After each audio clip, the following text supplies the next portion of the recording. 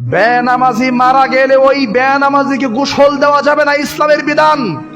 হিন্দুর যেমন গোসল হয় না, এই বেনামাজিকে গোসল দেওয়া যাবে না।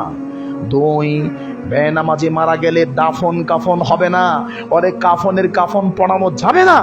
অমুসলিমদেরকে যেমন কাফনের কাফন পড়ানো হয় না, এই বেনামাজি বেয়াদবটাকে কাফনের কাপড় পড়ানো হবে না। তিন, বেনামাজি মারা গেলে ওর জানাজার নামাজ নাই। জানাজার নামাজ আপনি কার জন্য দোয়া করবেন? বলবেন আল্লাহ আপনি আরে ক্ষমা করেন, মাফ করেন, জান্নাত দেন, জান্নাতে ভালো বউ দেন, হুর দেন, এই দোয়া করবেন। বেনামাজি নাস্তিক বেঈমানের জন্য এই দোয়া করবেন? জি না, এই দোয়া করা হারাম। জানাজার নামাজ পড়া হারাম। জানাজার নামাজ যে পড়াবে সে বড় কবিরা গুনাহ করবে, যারা পড়বে এরাও কবিরা গুনাহ করবে, ওর লেগে দোয়া করলেও পাপ হবে। এই তিনটা তো হলোই না। এই বেনামাজিকে মুসলমানদের, আপনাদের একলারামপুর কবরস্থান আছে, সেখানে মুসলমানদের কবর, মুসলমানদের কবরস্থানে এই বেনামাজি বেয়াদবকে কবর দেওয়া যাবে না। কারণ কেন যাবে না? আপনি যখন কবরস্থানে ঢুকবেন কি বলে ঢুকবেন? আসসালামু আলাইকুম ইয়া আহলাল কবুর, সবাইকে সালাম দিবেন, কিন্তু এই বেনামাজিকে সালাম দেওয়া যাবে না। এই বেনামাজি বেঈমান যে ঈমান হারিয়ে মারা গেছে, এর কবর যদি ওখানে থাকে তাহলে তো ওকেও আপনি সালাম দিলেন। এই জন্য ওর কবর ওই মুসলমানদের গুরুস্থানে দেওয়া যাবে না।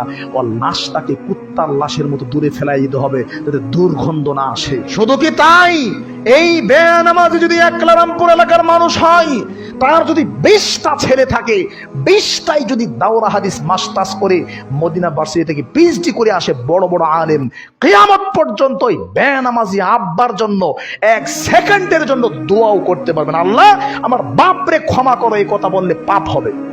আল্লাহ আমার বাপরে ক্ষমা করো, এই কথা বললে পাপ হবে। আল্লাহ আমার বাপরে ক্ষমা করো, মারে ক্ষমা করো, এই কথা বললে পাপ হবে। এই দোয়াও করা যাবে না। নেন এবার ঠেলা সামলান, ফতোয়া কোন দিকে নিবেন দেখি। আপনি আমার ফতোয়া উল্টেই দেন, বলেন যে এটা ভুল বলছেন, বলেন আপনি এখন বলেন, নগদ টাইম আছে, এখন বলেন যে আপনার এই কথা রং হয়েছে। জি না, বুকের মধ্যে সাহস নিয়ে আল্লাহ আমাকে যতটুকু শক্তি দিয়েছে আল্লাহর জন্য আপনারা নামাজ পড়েন না, মনের এই কষ্টে বলছি, বেনামাজি যারা আছেন নগদ এই মুহূর্তে আপনি তওবা করবেন। কারণ দাঁড়ায় যে বলবেন আল্লাহু আকবার তওবা করার আগে, এর আগে তো আপনার হাড়ের স্পন্দন বেড়ে যেতে পারে, আপনি স্ট্রোক করে মারা যেতে পারেন। আপনি এখন নগদ স্ট্রোক করতে পারেন। এখনই আপনাকে তওবা করতে হবে, এখনই, যেখানে বসে আছেন এখনই। আল্লাহ তওবা করে ফেললাম, কারণ নামাজটা বাকি আছে। আর জিন্দেগিতে সালাত ছাড়ানো ছাড়বেন? সুতরাং আজকের এই বক্তব্য আর লম্বা করছি না। উপস্থিত যারা আছেন অন্তরকে খালেজ করে আল্লাহর জন্য তওবা করেন। আল্লাহ বেঈমান হয়ে মরতে চাই না, হিন্দু হয়ে মরতে চাই না, খ্রিস্টান হয়ে মরতে চাই না, আল্লাহ ঈমান নিয়ে মরতে চাই। আপনার 2টা হাত ধরলাম, 2টা পা ধরলাম, অনুরোধ করলাম, ক্ষমা চাইলাম এবং বিনয়ের সাথে, আকুতি মিনতির সাথে আপনাকে বললাম নামাজটা পড়েন ভাই।